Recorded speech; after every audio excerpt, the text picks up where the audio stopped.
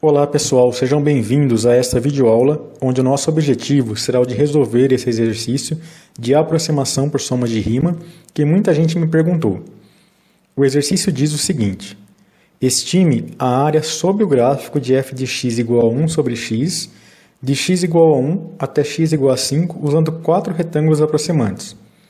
Primeiro, utilizando os extremos direito de cada um dos subintervalos, e depois utilizando os extremos esquerdos de cada um dos subintervalos. Esboce o gráfico e os retângulos em cada uma das situações. Para isso, nós iniciamos construindo o gráfico da função f de x igual a 1 sobre x. Note que nós estamos considerando apenas o primeiro quadrante, porque nosso intervalo de interesse sobre o eixo x vai de x igual a 1, que chamaremos de A, até x igual a 5, que chamaremos de B. Vamos traçar essas retas para delimitar as regiões do nosso interesse.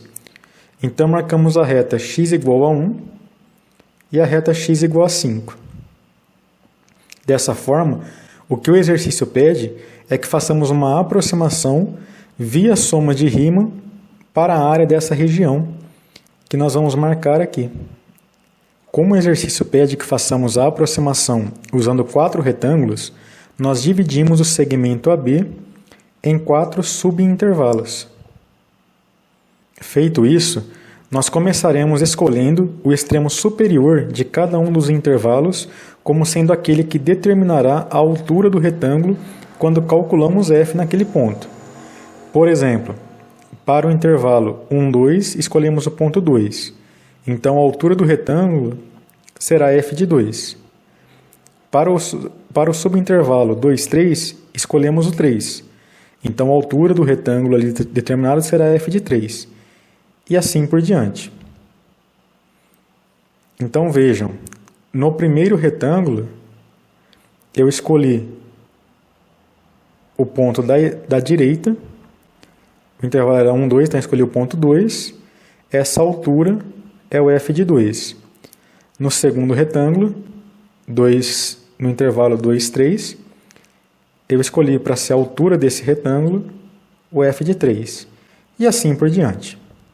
Observem que como dividimos o intervalo de 1 a 5 em 4 subintervalos de mesmo tamanho, as bases de cada um desses retângulos têm comprimento 1, e as alturas são, respectivamente, f de 2, f de 3, f de 4 e f de 5. Então, a soma de rima nessa situação ficará base vezes a altura do primeiro, mais base vezes a altura do segundo, mais base vezes a altura do terceiro, mais base vezes a altura do quarto retângulo. Como todas as bases são iguais a 1, isso daqui vai ser igual ao f de 2, que é meio, mais o f de 3, que é 1/3, mais o f de 4, que é 1/4, mais o f de 5, que é 1/5. Tudo isso dá 77 sobre 60, que é aproximadamente 1,28. Laurindo, 1,28 o quê? Bom, podemos chamar de unidade de área, pois não sabemos qual a unidade utilizada no problema. Então, se for metros, seria metros quadrados, se fosse centímetros, seriam centímetros quadrados e assim por diante. Agora, vamos apagar os retângulos azuis e com a mesma partição que fizemos antes, vamos escolher os extremos à esquerda para determinarmos as alturas de cada um dos intervalos. Assim, no intervalo 1, 2, escolhemos o 1, calculamos o f de 1 para ser a altura do primeiro retângulo. No intervalo 2, 3, escolhemos o 2 e temos a altura f de 2.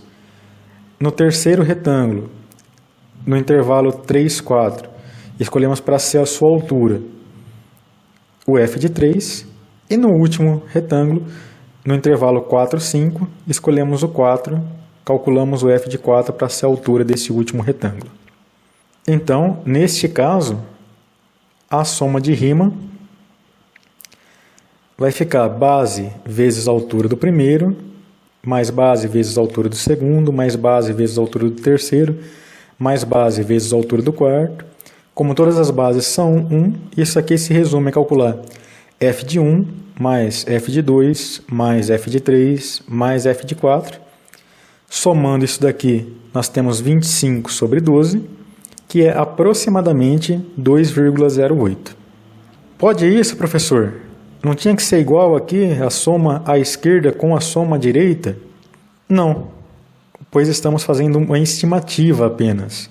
O que estamos dizendo é que a área da região do interesse está entre 1,28 e 2,08. Mas dá para saber a área real? Sim.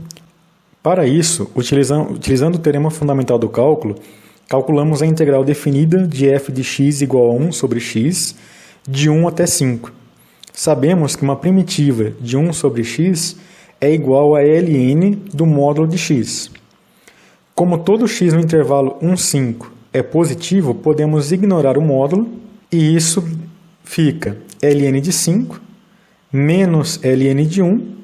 Como o ln de 1 é igual a 0, isso é o ln de 5, que é aproximadamente 1,61. Veja que este valor 1,61 está entre 1,28 e 2,08, como já sabíamos. Mas, Laurindo, e se pegássemos mais retângulos, chegaríamos a esse valor? A resposta certa é: chegaríamos tão perto quanto quiséssemos.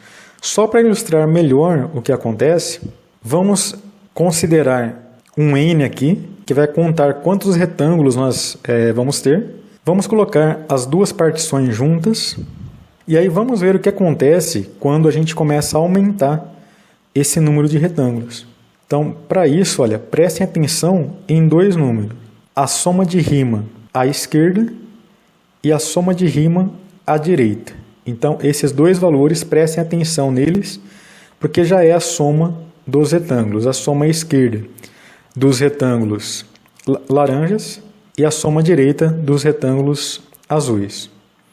Veja que quando a gente pega o n e nós vamos aumentando, essas somas elas vão se aproximando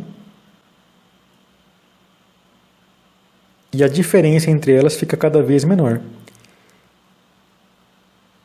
E aí veja que quando a gente fizer isso muito grande, esses números se aproximam cada vez mais